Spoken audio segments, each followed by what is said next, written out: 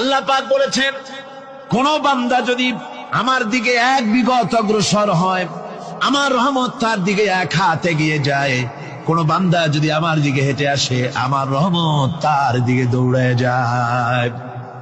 বান্দা যখন আল্লাহর দরবারে দুহাত উঁচু করে চোখের পানি ফেলে দেয়, মুসলিম শরীফের হাদিসের ভিতরে এসেছে, গভীর রাত্রে, রাতের তৃতীয় অংশে আল্লাহ রাব্বুল আলামিন প্রথম আকাশে আসেন আর ডেকে বলেন, পৃথিবীতে আছো নাকি কেউ গুনাহ করে জীবন বরবাদ করে দিয়েছো, আমার কাছে মাফ চাও।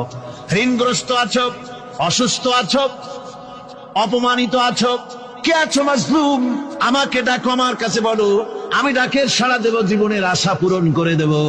ওই সময় যেই সমস্ত লোকেরা কাঁদে তাহাজ্জুদের নামাজ পড়ে, আল্লাহ জিজ্ঞেস করেন ফেরেশতারা, অমুক অমুক দেশ অমুক অমুক বান্দারা কাঁদে কেন? ফেরেশতারা বলে, রব্বুল আলামিন তুমি তো ভালো করে জানো।